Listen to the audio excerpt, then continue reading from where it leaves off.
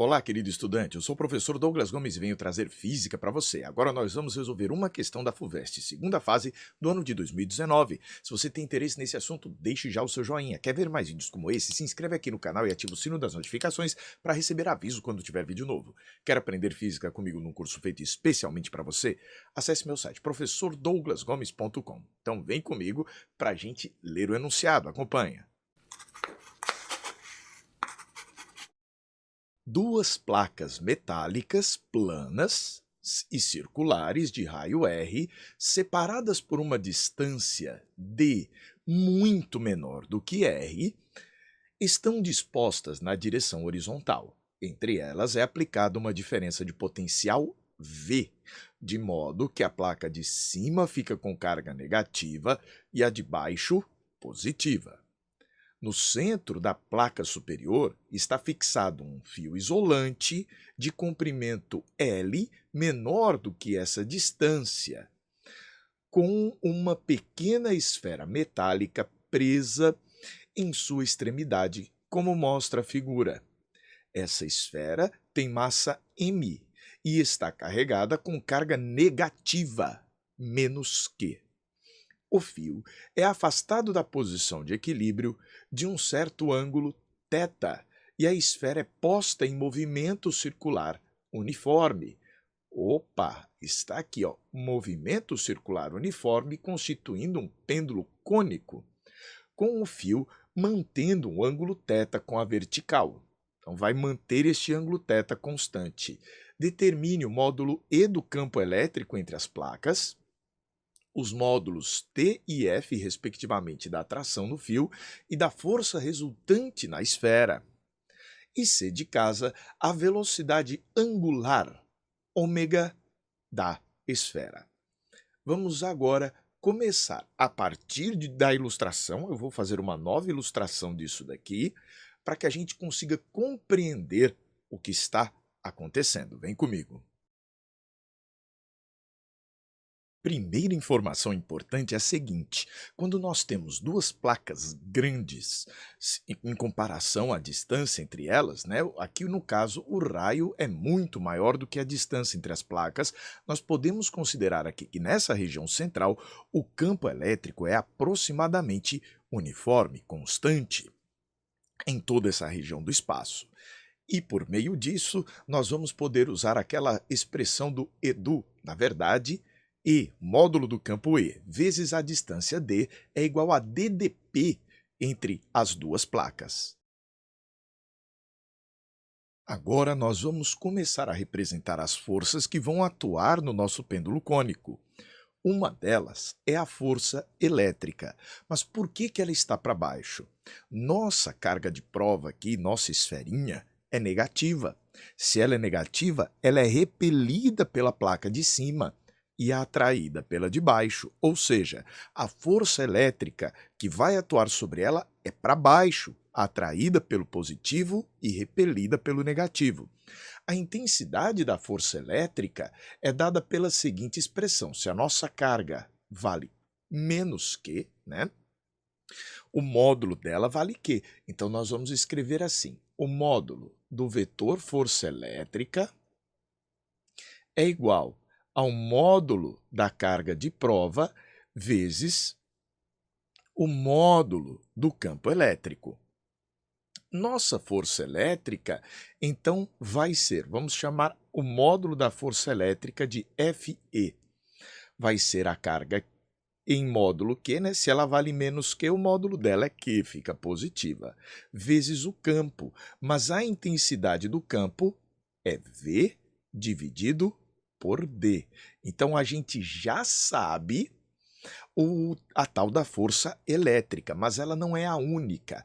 Há uma outra força atuando aqui para baixo. Quem será? A força peso. Da mesma maneira que existe aqui a relação entre a força elétrica e o campo elétrico, vai existir a relação entre a força peso e o campo gravitacional, né? E a gravidade. P é igual a mg. Então, a força elétrica é a carga vezes o campo, a força gravitacional é a massa vezes o campo gravitacional. Nós vamos admitir aqui que essa força-peso é uma força gravitacional. Seguinte, então o valor de P é igual a mg. Já sabemos as duas forças que estão aqui para baixo.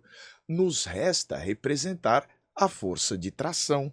A força de tração que tem a mesma direção do cabo. Então está aqui a força de tração. O problema nos disse que este ângulo bem de cá vale θ. Este ângulo θ aí também se encontra bem aqui, ó. Então, aquele ângulo θ de lá é o mesmo ângulo formado entre esta tração e esta linha vertical que aqui eu acabei de fazer. Qual vai ser nosso próximo passo? Ver que esta força de tração tem componente na direção horizontal e na direção vertical. A componente horizontal vai ser T vezes o seno. Como é que eu faço para rapidamente saber que é o seno? Há uma dica para você fazer isso. Esta componente está separada daquele ângulo θ, separada seno. Já esta vertical, T cosseno, porque está colada no ângulo θ. Você pode usar a trigonometria sem maiores dores de cabeça, mas isso aqui é só para você ganhar tempo e tornar mais ágil a sua solução. Seguinte, decompusemos a tração, podemos deixar a tração para lá, ó. Tchau para essa tração, nós vamos trabalhar apenas com as componentes. Veja que o movimento pendular cônico, né? Esse pêndulo cônico é um movimento horizontal. Se é um movimento horizontal, não pode ter força resultante na vertical, porque se tivesse força resultante na vertical, haveria movimento na vertical, mas não há movimento na vertical, só na horizontal. Deu para entender isso? Quer dizer, então, que T vezes o cosseno vai equilibrar a força elástica e o peso, de tal maneira que nós vamos escrever assim. Aqui, então, você observa que T vezes o cosseno de θ vai equilibrar a força elástica e o peso. Logo, T cosseno de θ vai ser QV sobre D mais mg. Logo, a sua tração vai ser Q vezes V sobre D mais mg, tudo isso sobre cosseno de θ. Isso é a força de tração. Mas quem será a nossa resultante? Bom, se na vertical a gente viu que as forças vão se equilibrar, na horizontal restou apenas o T seno de θ, que vai ser nossa resultante. A resultante das forças é horizontal e aponta para o centro. Vai ser este T seno de θ. Então ele chamou a resultante de F, lá no enunciado. Então o nosso F, que é a resultante, é o T seno de θ. A sorte é que nós já sabemos o valor de T. Basta multiplicar pelo seno. Só que quando eu multiplico isso daqui pelo seno, aparece seno dividido pelo cosseno. E isso é tangente. Então fica elegante escrever dessa forma a resposta. O caso C, a pergunta C, ó, nós já encontramos o módulo do campo, a tração, a força resultante, agora ele quer a velocidade angular, ômega da esfera. Nós vamos poder encontrar a resposta do item C por meio do que a gente já estudou no B de bola. Viu aqui que a resultante das forças é horizontal e centrípeta? Excelente, é com base nisso que a gente vai conseguir pegar este resultado e dizer que ele vale m vezes v ao quadrado sobre r, ou m vezes ômega ao quadrado vezes r. Douglas, o que são essas coisas?